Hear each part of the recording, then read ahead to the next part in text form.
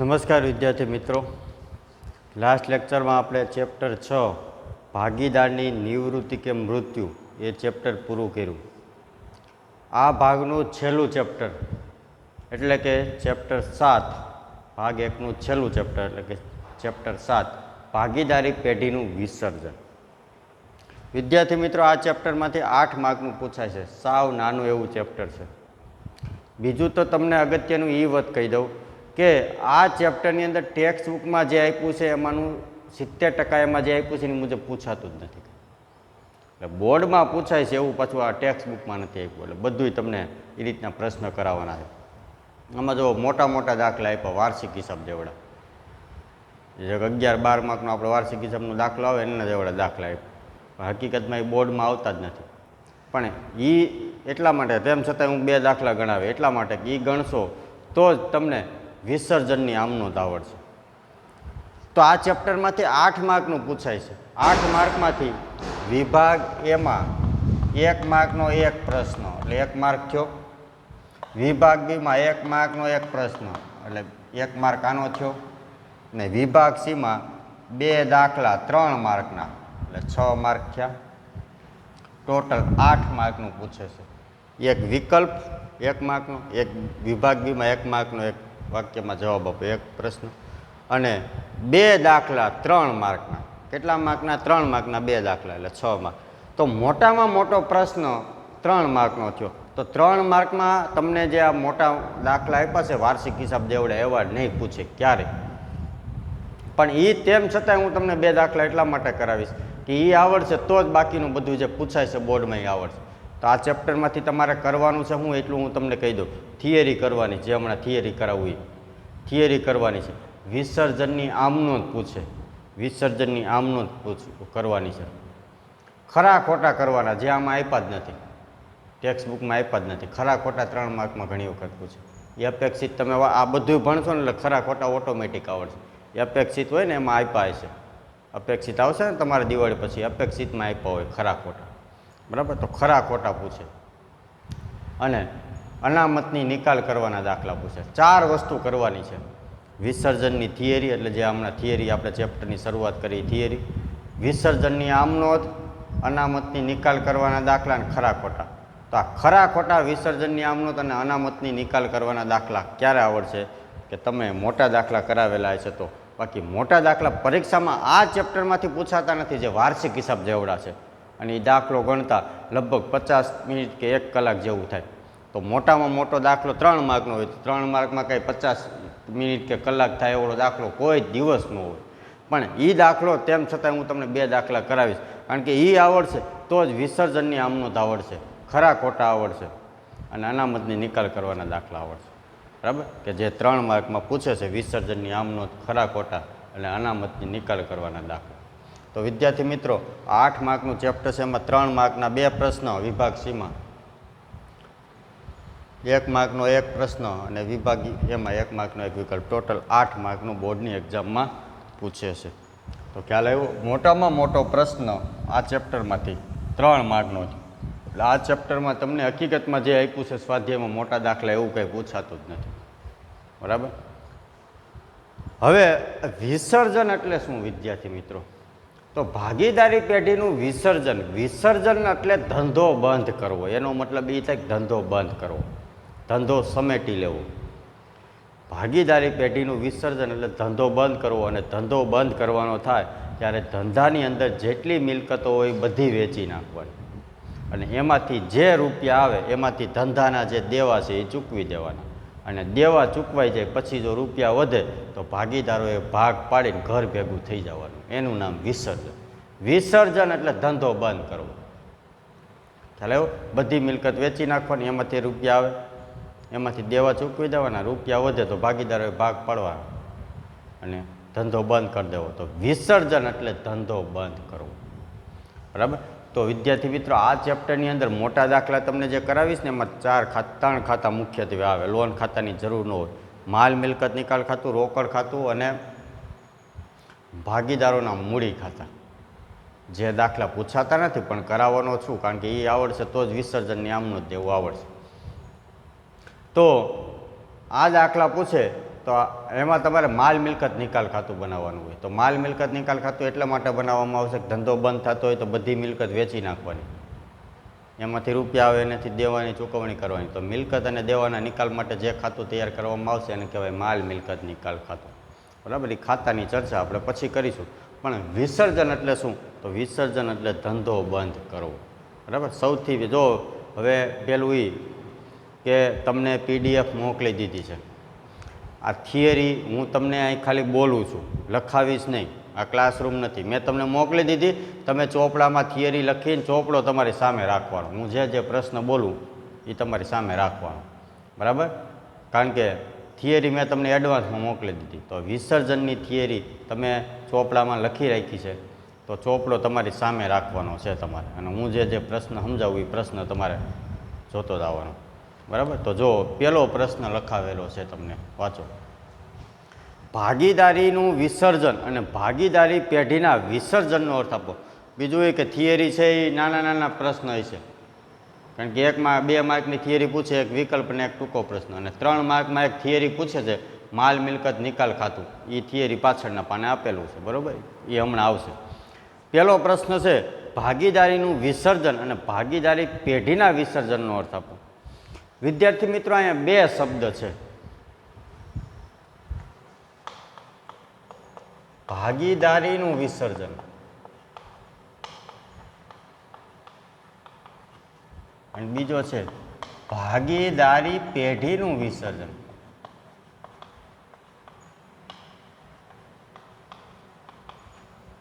તો જો મિત્રો, ભાગીદારીનું વિસર્જન એટલે શું? તો જ્યારે પેઢીમાંથી, જો તમારી સામે છે, જ્યારે પેઢીમાંથી કોઈ એક ભાગીદાર નિવૃત્ત થાય કે મૃત્યુ પામે, પણ ધંધાના બાકીના ભાગીદારો તો ધંધો ચાલુ જ રાખે, પેઢી ચાલુ જ રાખે. અને ભાગીદારીનું વિસર્જન શું કહેવાય? પેઢીનું નહીં, પેઢી તો ચાલુ જ છે, પણ ભાગીદારી પેઢીનું વિસર્જન એટલે પેઢીના બધા જ ભાગીદારો પેઢી બંધ કરવાનું નક્કી કરે, અથવા એક સિવાયના બધા ભાગીદારો નિવૃત્ત થાય. માની લો 4 ભાગીદાર છે, એમાં એક રહ્યો, બાકીના 3 કે અમારે નથી રહેવું, તો વૈયા ગયા. તો હવે વધ્યો એક, તો એ ભાગીદારી પેઢી ન કહેવાય. એક વ્યક્તિ ધંધો ચલાવે ને કેવી વ્યવસ્થા કહેવાય? વૈયક્તિક માલિકી કહેવાય.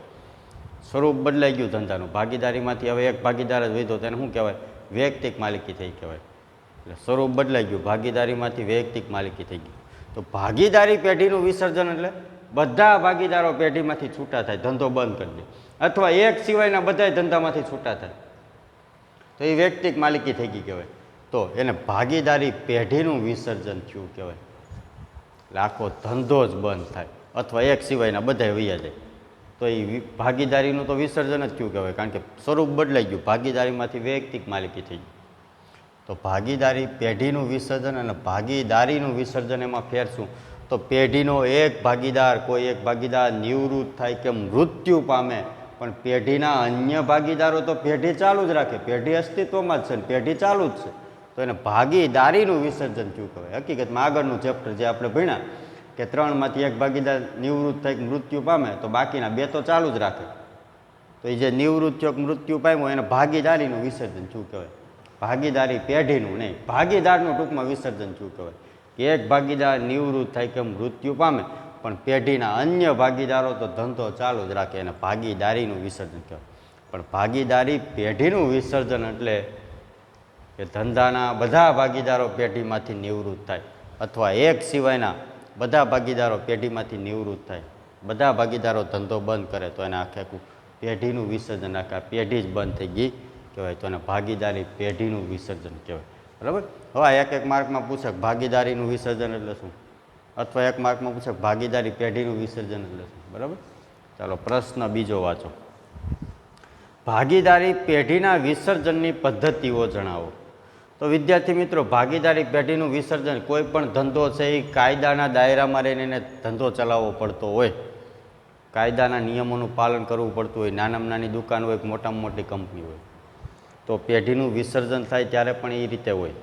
પેઢીનું વિસર્જન કરવાની, ધંધો બંધ કરવાની 2 રીત છે, સામાન્ય વિસર્જન અને અદાલત દ્વારા વિસર્જન. સામાન્ય વિસર્જન એટલે સામાન્ય રીતે ભાગીદારો નક્કી કરતા હોય કે આપણે ભાઈ ધંધો બરોબર હાલતો નથી, તો વિસર્જન કરી નાખીએ, ધંધો બંધ કરી દઈએ, એ સામાન્ય વિસર્જન થયું. અદાલત દ્વારા વિસર્જન એટલે ફરજિયાત વિસર્જન થયું. આ સામાન્ય વિસર્જન એટલે મરજિયાત. મરજિયાત એટલે ભાગીદારો સ્વૈચ્છિક નક્કી કરે કે ભાઈ પેઢી બંધ કરી દે. અને અદાલત દ્વારા વિસર્જન એટલે ફરજિયાત વિસર્જન, કે તમે એવું કંઈક પેઢીમાં સંજોગો ઊભા થયા અને અદાલત હુકમ કરે કે ભાઈ તમારે આ નીતિ નિયમોનું પાલન નથી થતું, પેઢી બંધ કરવાનો, ધંધો બંધ કરો. એ હમણાં આવશે કેવા સંજોગોમાં અદાલતનું વિસર્જન થાય.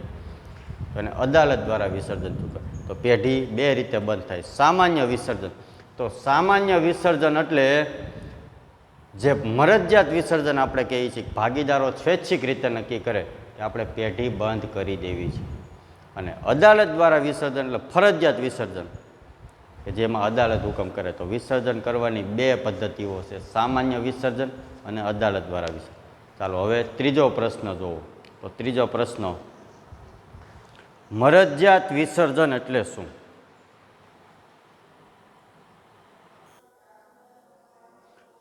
મરજિયાત વિસર્જન એટલે શું, એના પછીનો પ્રશ્ન છે. તો વિદ્યાર્થી મિત્રો, મરજિયાત વિસર્જન એટલે હમણાં મેં તમને કીધું એમ કે સામાન્ય વિસર્જનનો એક ભાગ છે, કે બધાય ભાગીદારો સ્વૈચ્છિક રીતે એવું નક્કી કરે કે આપણે ધંધો બંધ કરી દેવો છે, તો એને મરજિયાત વિસર્જન કહેવાય. સ્વૈચ્છિક રીતે વિસર્જન કરે, મરજિયાત વિસર્જન થયું.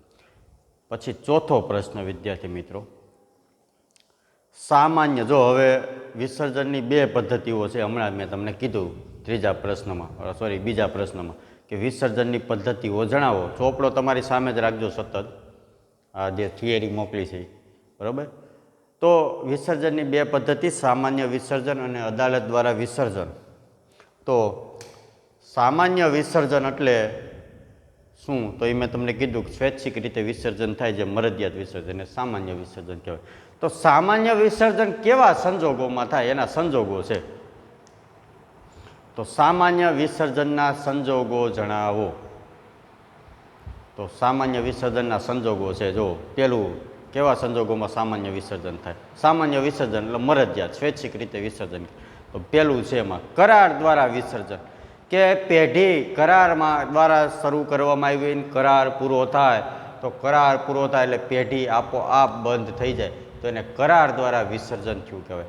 માની લો કે પેઢી કોઈ કરાર પૂરતી, કોઈ પ્રોજેક્ટ પૂરતી ચાલુ કરવામાં આવી હોય, એની પ્રોજેક્ટ પૂરો થાય ને કરાર પૂરો થઈ ગયો કહેવાય. પ્રોજેક્ટ પૂરો થાય તો પેઢી આપોઆપ બંધ કરવાની થાય, તો એને કરાર દ્વારા વિસર્જન થયું કહેવાય. અથવા 5 વર્ષ પૂરતો ભાગીદારીનો કરાર થયો હોય અને 5 વર્ષ પૂરા થાય, 5 વર્ષ, તો પેઢી બંધ કરવાની થાય, તો એને કરાર દ્વારા વિસર્જન થયું કહેવાય. બીજો સંજોગો છે કાયદા દ્વારા વિસર્જન. તો કાયદા દ્વારા વિસર્જન એટલે ઘણી વખત કાયદાનું જે પાલન ન થતું હોય ને એવા સંજોગોમાં પેઢી બંધ કરવાની થાય, તો એવા સંજોગોમાં એને કરાર દ્વારા, કાયદા દ્વારા વિસર્જન થયું કહેવાય. ત્રીજો સંજોગ છે નોટિસ દ્વારા વિસર્જન. બધા ભાગીદારો એકાબીજા ભાગીદારને નોટિસ આપી અને પેઢીમાંથી છૂટા થવાનો હક ધરાવે છે. તો નોટિસ દ્વારા વિસર્જન એટલે પેઢી છે એ કાયદેસર રીતે નોટિસ આપી, એકાબીજા ભાગીદારોને નોટિસ આપી, અથવા 3 ભાગીદારો 2 ભાગીદારો છૂટા થવાની નોટિસ જે ચાલુ ભાગીદારને આપે, તેવા સંજોગોમાં પેઢીનું વિસર્જન થાય. ટૂંકમાં નોટિસ આપી એકાબીજાને, તો એને સ્વૈચ્છિક વિસર્જન એટલે સામાન્ય વિસર્જન થયું કહેવાય. પછી છે સર્વસંમતિથી વિસર્જન. બધાય ભાગીદારો, દાખલે કે 4 ભાગીદારો છે, ચારો એવું નક્કી કરે કે ભાઈ હવે ધંધો 3 વર્ષથી બહુ ખોટ કરે છે, હાલો ને ધંધો બંધ કરી દઈએ, આમાં કંઈ મજા નથી આવતી. તો બધાય ભાગીદારો સ્વૈચ્છિક રીતે, બધાય સર્વસંમતિ એટલે બધાય ભાગીદારોને સહમતિથી પેઢી બંધ કરવાની થાય, તો એને સર્વસંમતિથી વિસર્જન થાય, તો એને સામાન્ય સંજોગોમાં વિસર્જન થયું કહેવાય, મરજિયાત વિસર્જન ટૂંકમાં. ચાલો એના પછી કોઈ ચોક્કસ ઘટનાને કારણે પેઢી કોઈ ખાસ હેતુ માટે શરૂ કરવામાં આવી હોય અને હેતુ પૂરો થાય તો આપોઆપ પેઢી બંધ થાય, એને ચોક્કસ ઘટનાને કારણે કહેવાય. દાખલા કે બાંધકામની સાઇટો હાલતી હોય, તો એવું નક્કી કર્યું છે કે આ બાંધકામની સોસાયટી પૂરતા આપણે 5 ભાગીદારોમાં આ સોસાયટી બનાવીએ. તો એ સોસાયટી બની ગઈ, વેચાઈ ગયો મકાનો, પછી બીજી સોસાયટીમાં બીજા ભાગીદારો હોય, પણ આ સોસાયટીનું કામ પૂરું થઈ ગયું, એનું જે હિસાબ છે એ પૂરો કરી દેવામાં આવે, તો એ ચોક્કસ ઘટના થઈ કે એ એક પ્રોજેક્ટ પૂરો થયો. તો એ ચોક્કસ ઘટનાને કારણે વિસર્જન થાય. તો આ સામાન્ય વિસર્જનના સંજોગો હતા વિદ્યાર્થી મિત્રો, કે વિસર્જનની બે પદ્ધતિઓ છે, સામાન્ય વિસર્જન અને અદાલત દ્વારા વિસર્જન. તો સામાન્ય વિસર્જન એટલે કે સ્વૈચ્છિક રીતે વિસર્જન થાય. બીજો પ્રશ્ન જુઓ, એના પછીનું મેં તમને કીધું ને વિસર્જનની બે પદ્ધતિઓ છે. 5મો પ્રશ્ન, અદાલત દ્વારા વિસર્જનના સંજોગો જણાવો. આ પ્રશ્ન પરીક્ષામાં બીજી રીતે પણ પૂછાઈ શકે અથવા કરીને લખાયું જો કે પેઢીનું વિસર્જન કરવા અદાલત કેવા સંજોગોમાં હુકમ કરી શકે. તો અદાલત દ્વારા વિસર્જન એટલે વિદ્યાર્થી મિત્રો જેને આપણે ફરજિયાત વિસર્જન કહીએ છીએ. ફરજિયાત વિસર્જન એટલે અદાલતના હુકમ દ્વારા પરાયણે પેઢી બંધ કરવાની થાય, ધંધો બંધ કરવો પડે, એને અદાલત દ્વારા વિસર્જન કહેવાય. ધંધો બંધ કરી દેવો પડે, આપણી ઈચ્છા હોય ધંધો ચાલુ રાખવાની તોય બંધ કરવો પડે, એને ફરજિયાત વિસર્જન એટલે ટૂંકમાં અદાલત દ્વારા વિસર્જન. અને મરજિયાત વિસર્જન એટલે સામાન્ય વિસર્જન, જે આપણે નક્કી કરીએ કે ભાઈ પેઢી બંધ કરી દેવી, ભાગીદારો નક્કી કરે, જે મેં આગળ તમને કીધું. આ અદાલત દ્વારા વિસર્જન એટલે ફરજિયાત વિસર્જન, કે અદાલત હુકમ કરે કે ભાઈ ધંધો બંધ કરો, હાલો તમારે આ ન હાલે. તો અદાલત કેવા સંજોગોમાં આપણને હુકમ કરી શકે પેઢી બંધ કરવાનું, તો એના સંજોગો છે. ઓલું સામાન્ય વિસર્જનના સંજોગો હતા, અદાલત દ્વારા વિસર્જનના સંજોગો છે. તો પહેલો સંજોગ છે, જો અદાલત કેવા હુકમ દ્વારા આપણને પેઢી બંધ કરવાનું કહી શકે. તો પહેલું છે, કોઈ ભાગીદાર અસ્થિર મગજનો બને. એટલે કે માની લો કોઈ ભાગીદાર ગાંડો થઈ જાય. 3 ભાગીદારો છે, એમાં એક ગાંડો થઈ ગયો. તો ગાંડો તો ગમે એ કરે, એટલે એ એમ કે ભાઈ મારે પેઢી રહેવું છે, હું કામે નહીં કરું, નફો લે આમ ને તેમને. ગાંડો ગમે કરે, અને પરિવારના સભ્યો એની જેવા હોય પાછા, કે ભાઈ એ ભાઈ ધંધામાં રહે હોય, પાર્ટનર છે, એ નફો તો લે, કામ નહીં કરે. ગાંડો હોય એ કામ તો કરે જ નહીં, નફામાં ભાગ લે, તો ઓલા બેને તો વાંધો હોય, એટલે એ બે ભાગીદારો બાકીના કોર્ટમાં જાય.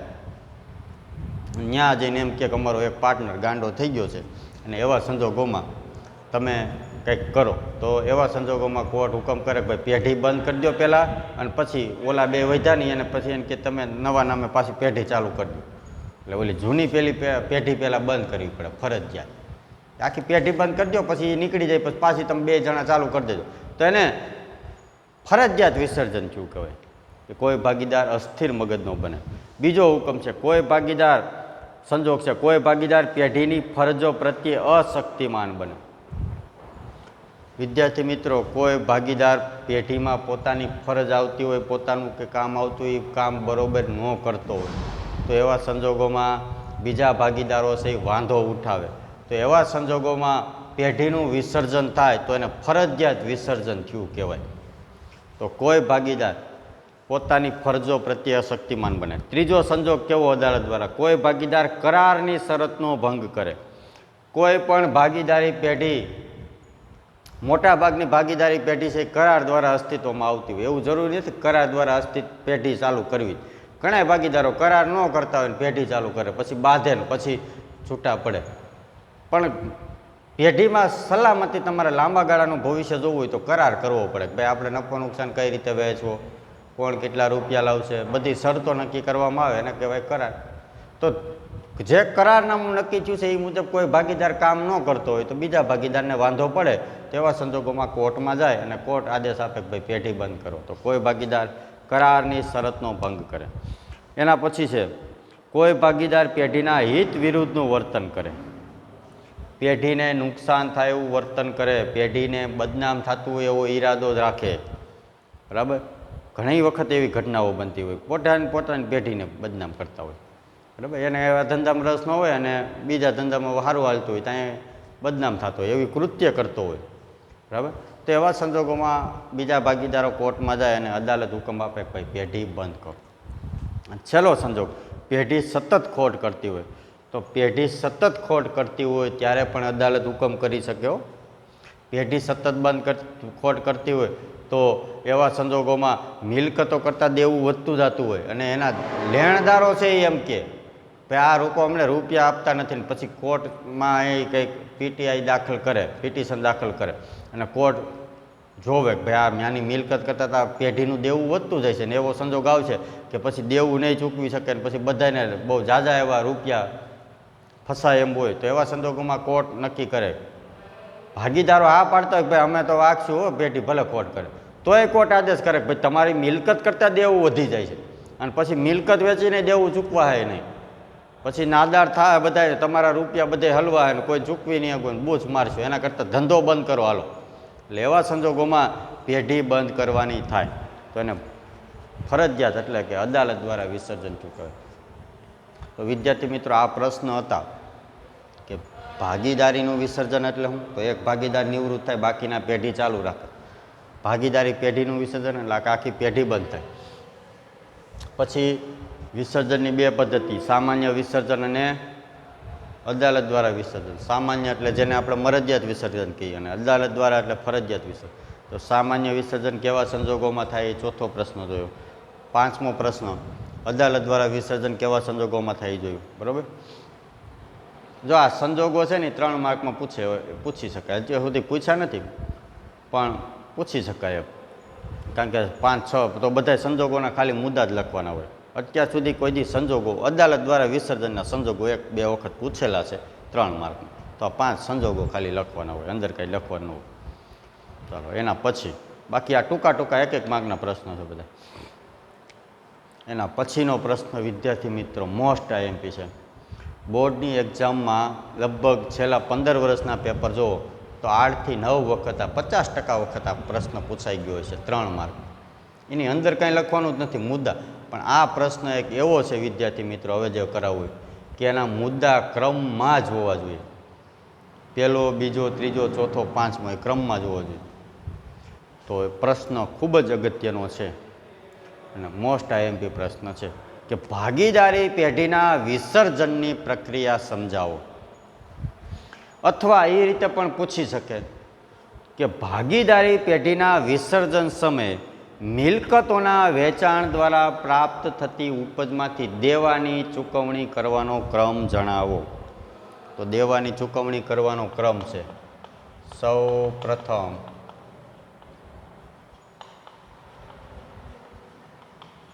તો અહીંયા આ પ્રશ્ન લખું છું, અગત્યનો છે ને, વિસર્જન ખર્ચ ચૂકવાય. પ્રશ્ન હું જવાબ લખું છું. પછી ત્રાહિત પક્ષના દેવા ચૂકવાય. ભાગીદારે પેઢીને આપેલ લોન ચૂકવાય.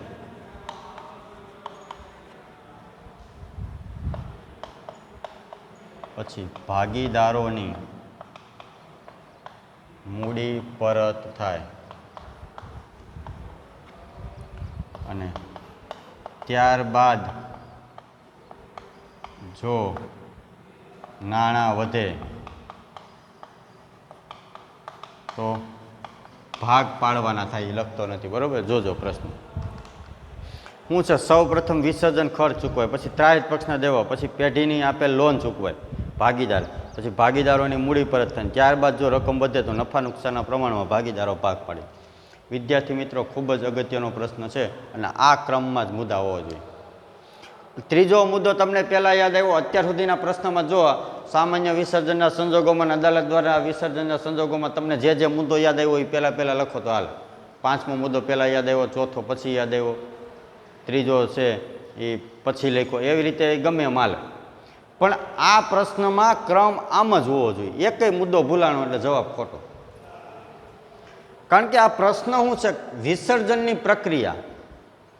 વિસર્જનની પ્રક્રિયા એટલે પેઢીનું વિસર્જન થાય, ધંધો બંધ થાય એટલે ધંધામાં જેટલી મિલકતો છે વિદ્યાર્થી મિત્રો પહેલાં બધી મિલકતો વેચી નાખવાની.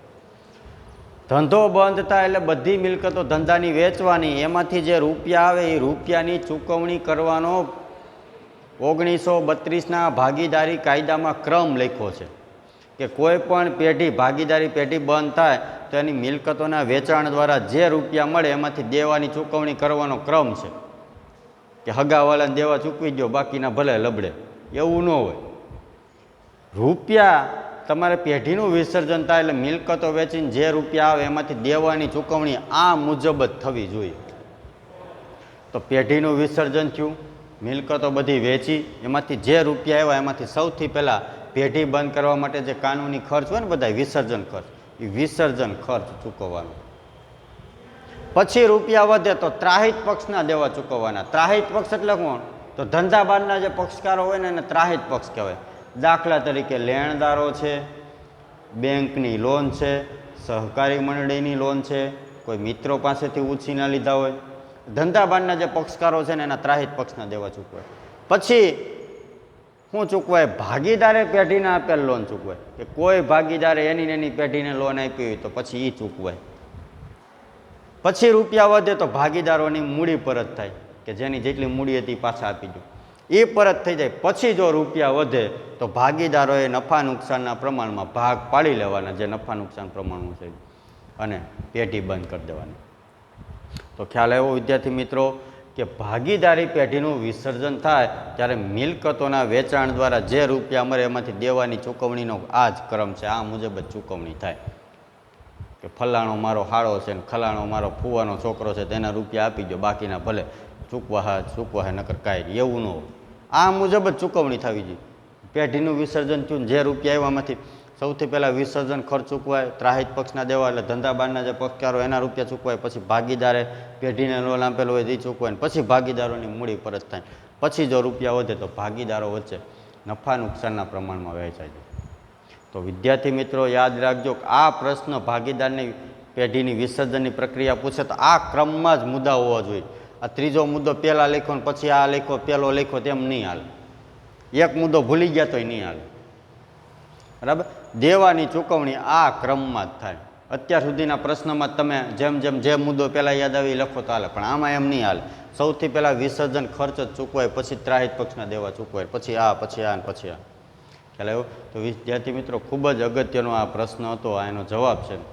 હવે જો આમાંથી 1 માર્કનો પ્રશ્ન એ ખૂબ પૂછેલો છે ઘણી વખત, કે ભાગીદારી પેઢીના વિસર્જન સમયે સૌ પ્રથમ કયું દેવું ચૂકવાય, અથવા એમ કે ભાગીદારી પેઢીના વિસર્જન સમયે સૌથી પહેલાં કયો ખર્ચ ચૂકવાય. તો ભાગીદારી પેઢીનું વિસર્જન થાય ત્યારે સૌથી પહેલાં કયો દેવું ચૂકવાય? તો વિસર્જન ખર્ચ ચૂકવવામાં આવે. ખાસ યાદ રાખજો, 1 માર્કમાં ઘણી વખત પૂછે કે ભાગીદારી પેઢીના વિસર્જન સમયે સૌથી પ્રથમ કયો ખર્ચ કે કયું દેવું ચૂકવવામાં આવે છે? તો સૌ પ્રથમ વિસર્જન ખર્ચ ચૂકવવામાં આવે છે. 1 વાક્યમાં લખી નાખવાનું. બરાબર? પણ એમ પૂછે આખો પ્રશ્ન 3 માર્કનો, ભાગીદારી પેઢીની વિસર્જનની પ્રક્રિયા જણાવો, તો આ મુદ્દા ક્રમમાં લખવાના છે. ચાલો, એના પછીનો પ્રશ્ન છે વિદ્યાર્થી મિત્રો, એ 3 માર્કનો પૂછે, એ પણ બહુ પૂછેલો છે, માલ મિલકત નિકાલ ખાતું. તો વિદ્યાર્થી મિત્રો આ પ્રશ્ન છે માલ મિલકત નિકાલ ખાતું. તો એ હવે હું તમને ખાતું કઈ રીતનું હોય તો તમને ખબર જ છે. આ રીતનું એક ખાતું બનાવવાનું થાય. આ હું તમને મોટો દાખલો સમજાવે ને, ભણાવે ને, મોટો દાખલો ગણાવાય જાય ને પછી આ ટૂંકનો વાંચજો. હાવ એટલે હાવ હેલી છે. તમે મોટો દાખલો ગણવાની જે પ્રક્રિયા છે ને એ પ્રક્રિયા લખવાની છે. આ ટૂંકનો એક ખાતું બનાવવામાં આવે, માલ મિલકત નિકાલ ખાતું.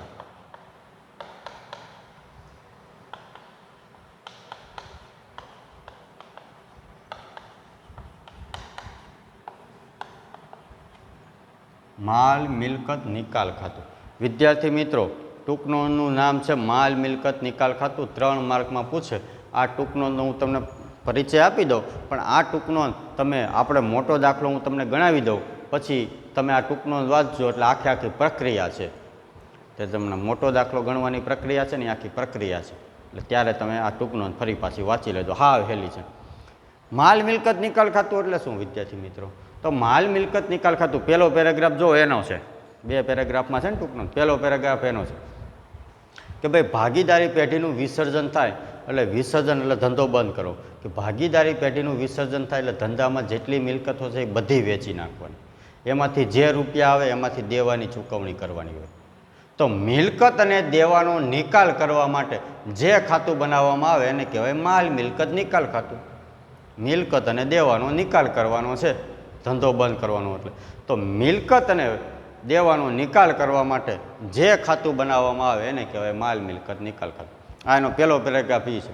કે ભાઈ પેઢીનું વિસર્જન થાય ત્યારે મિલકતો બધી વેચવાની હોય, એમાંથી જે રૂપિયા આવે એમાંથી દેવાની ચૂકવણી કરવાની હોય. આ જો બોલું ને એવું જ લખવાનું. એટલા માટે મિલકત અને દેવાનો નિકાલ કરવા માટે જે ખાતું બનાવવામાં આવે એને કહેવાય માલ મિલકત નિકાલ ખાતું. પછી બીજા પેરેગ્રાફમાં વિદ્યાર્થી મિત્રો હું તમને જે મોટો દાખલો કરાવવાનો છું ને એની આખી પ્રક્રિયા છે. એ મોટો દાખલો અત્યારે હું તમને ખાલી પ્રક્રિયા કહી દઉં, બાકી મોટો દાખલો ગણાવે છે પછી તમે વાંચી લેજો એટલે હાવ સહેલું છે. પછી તમને પેરેગ્રાફમાં લખાવ્યું છે જે મોટો દાખલો ગણવાની પ્રક્રિયા છે કે ભાગીદારી પેઢીના વિસર્જન સમયે સૌથી પહેલાં મિલકતોના વેચાણ દ્વારા દેવાની ચૂકવણી કરવાની હોય તો એના માટે મિલકતોના ખાતા બંધ કરીને માલ મિલકત નિકાલ ખાતાની ઉધાર બાજુ લઈ જવાના હોય. વિસર્જન એટલે ધંધો બંધ કરો ને મિલકત અને દેવાનો નિકાલ કરો, તો ધંધાની મિલકત અને દેવા ક્યાં હોય, ક્યાં ખાતામાં હોય? તો ધંધાની મિલકત અને દેવા હંમેશા પાકા સરવૈયામાં હોય. તો તમને મોટો દાખલો ગણશો ને એટલે પાકું સરવૈયું આપ્યું છે.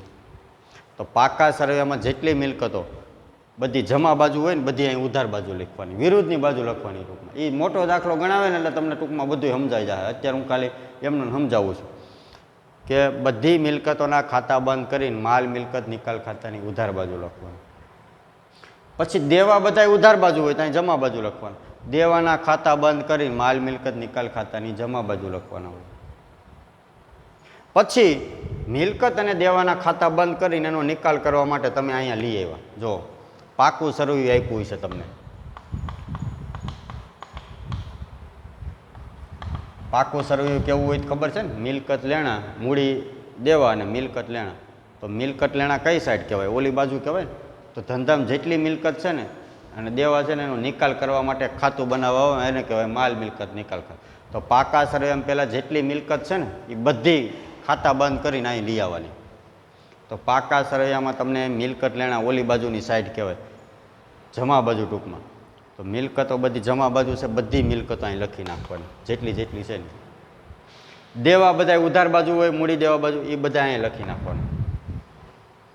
તો જો તમને લખાયું જ છે કે ખાતાની ઉધાર બાજુ મિલકતોના ખાતા બંધ કરીને અહીંયા લખવાના, દેવાના ખાતા બંધ કરીને અહીં લખવાના. જો પછી મિલકત અને દેવાના ખાતા બંધ કરીને પાકા સરવૈયામાંથી આ મિલકત માલ મિલકત નિકાલ ખાતામાં લઈ આવ્યા. હવે મિલકતો વેચવાનું ચાલુ કરવાનું. મિલકત જેમ જેમ વેચાય એમ માલ મિલકત નિકાલ ખાતાની જમા બાજુ જાય અને દેવા જેમ જેમ ચૂકવાય એમ માલ મિલકત નિકાલ ખાતાની ઉધાર બાજુ આવે.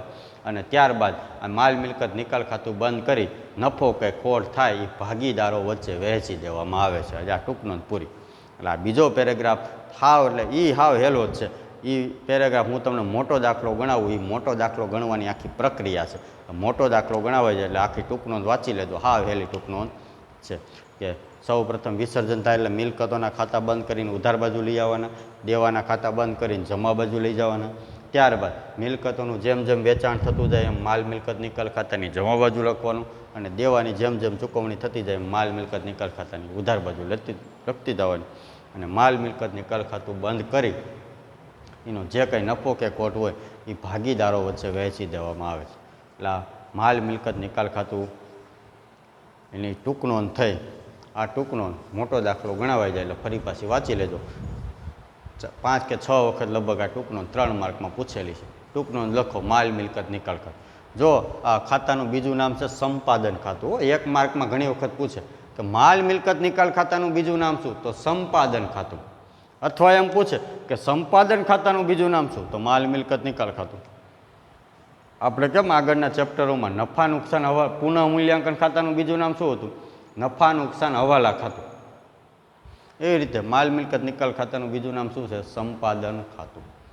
ચાલો પછી 8મો પ્રશ્ન વાંચો. ભાગીદારી પેઢીના વિસર્જન સમયે પેઢીના ચોપડે કયા ખાતા બનાવવામાં આવે કે પેઢીનું વિસર્જન થાય, ધંધો બંધ કરવાનો થાય ત્યારે ધંધાની અંદર કયા કયા ખાતા બનાવવાના થાય? તો જો ખાતાના નામ લખાવ્યા. એક માલ મિલકત નિકાલ ખાતું, હમણાં આપણે મોટો દાખલો ગણશું ને એટલે આ બધા બનાવવાના થાય. માલ મિલકત નિકાલ ખાતું, રોકડ ખાતું, મૂડી ખાતું અને ભાગીદારોના લોન ખાતા. જો જરૂર પડે તો બનાવવાના, બાકી લોન ખાતાની જરૂર હોય નહીં. પણ આમ તો મોટો દાખલો પૂછાતો જ નથી. આ તો ખાલી જાણ માટે છે અને હું તમને 2 દાખલા એટલા માટે ગણાવવાનો છું એટલે તમને ખબર પડે કે ભાઈ વિસર્જનની આમનોંધ કઈ રીતે લખવાની. કારણ કે હકીકતમાં આ ચેપ્ટરમાંથી વિસર્જનની આમનોંધ, ખરા ખોટા, અનામતની નિકાલના દાખલા પૂછે. 3 માર્કના દાખલામાં વિસર્જનનો દાખલો વાર્ષિક હિસાબ જેવડો હોય છે, એવડો દાખલો કોઈ સંજોગોમાં ન આવે. છેલ્લા પેપર ચેક કરી લેજો, વિસર્જનની જામનોંધ હોય, બરાબર. એટલે એ મોટા દાખલા એટલા માટે ગણાવવાનો છું કે આ બધુંય તમને આવડે. એટલે પેઢીના ચોપડે માલ મિલકત નિકાલ ખાતું, રોકડ ખાતું, મૂડી ખાતું અને લોન ખાતા બનાવવાના હોય જ્યારે વિસર્જન થાય ત્યારે. પણ આપણે કોર્સમાં તો આ મોટા દાખલા પૂછતા નથી, એટલે ખાતા બનાવવાના થાય નહીં, ખાલી થિયરી માટે પ્રશ્ન છે. પણ આપણે હું તમને 2-3 દાખલા કરાવવાનો છું. ચાલો 9મો પ્રશ્ન છેલ્લો વાંચો. ભાગીદારી પેઢીના, જો આ પ્રશ્ન પણ અગત્યનો છે, ભાગીદારી પેઢીના વિસર્જનને લગતી ખોટ કે નુકસાન અંગેની કાનૂની જોગવાઈ જણાવો. કે ભાઈ ધંધો બંધ કરવાનો થયો તો ધંધો ખોટ થતી હોય તો જ મોટે ભાગે બંધ કરતા હોય, નફો થાય તો કંઈ બંધ કરતા ન હોય. કાં નફો થતો હોય ને ભાગીદારો વચ્ચે બનતું ન હોય, એવા સંજોગોમાં ભળતું ન હોય તો બંધ થતા હોય. તો ભાગીદારી પેઢીનું વિસર્જન થાય, ધંધો બંધ થાય વિદ્યાર્થી મિત્રો, ત્યારે ખોટ અંગેની કાનૂની જોગવાઈ જણાવો. એટલે 1932ના ભાગીદારી કાયદા મુજબ કે તમે પેઢી બંધ કરો છો ને પેઢીમાં ગયા વર્ષે ને ચાલુ વર્ષે ખોટ થઈ ગયેલી છે, તો એ ખોટ કઈ રીતે ભરપાઈ કરશો તમે? તો એ ભરપાઈ કરવાનો ક્રમ છે. જો પહેલું છે પેઢીના નફામાંથી માંડી વળે. કે માની લો કે આજે આપણે પેઢી બંધ કરી, ગયા વર્ષે 2 લાખની ખોટ થઈ હતી, ચાલુ વર્ષે 3 લાખની થઈ, ટોટલ 5 લાખની તો ખોટ થઈ છે. તો પેઢી બંધ કરવાની છતાં ખોટનું કંઈક કરવું તો પડશે ને, કારણ કે ભાગીદારોની જવાબદારી અમર્યાદિત છે. જો પેઢી પાસે પૂરતી મિલકત ન હોય ને દેવું ચૂકવવા માટે, તો ભાગીદારોએ પોતાની ઘરની મિલકત વેચીને દેવું ચૂકવવાનું, એવું જવાબદારી છે અમર્યાદિત. તો ધંધામાં ગયા વર્ષે 2 લાખની ખોટ કરી છે, ચાલુ વર્ષે 5 લાખની ખોટ કરી, તો ધંધો બંધ કરવો છે, ખોટ ભરપાઈ કઈ રીતે કરવાનું, તેનો કાનૂની જોગવાઈ છે. સૌથી પહેલાં પેઢીના નફામાંથી માંડી વળે. નફો એટલે ભાઈ ખોટ થાય છે એ તો વાત હાલે, તો નફો ક્યાંથી હોય? તો નફો એટલે પેઢીમાં અનામતો તો હોય ને. જો અનામત હોય તો સામાન્ય અનામત, અનામત ભંડોળ, કારીગર અકસ્માત વળતર ભંડાર, આવા અનામતો પડ્યા હોય, એકત્રિત નફો. તો આ ખોટ ગઈ ગયા વર્ષની ચાલુ વર્ષની, એમાંથી ભરપાઈ કરજો. એ અનામત ઉપાડીને એમાંથી ભરપાઈ કરો. એટલે પહેલું તો એ થઈ શકે કે ભાઈ પેઢીના નફામાંથી ભરપાઈ થાય. પછી બીજું છે, માની લો પેઢી પાસે પૂરતી અનામતો નથી, જો નફો પૂરતો એટલે કે અનામત પૂરતી ન હોય તો ભાગીદારો મૂડીમાંથી ભરપાઈ થાય. ભાગીદારોની મૂડી તો ધંધો ચાલુ કર્યો હોય ત્યારે મૂડી તો હોય જ, મૂડી વગર તો ધંધો ચાલુ ન થતો હોય. તો ભાગીદારોની મૂડી કટ કરીને ખોટ ભરપાઈ કરો.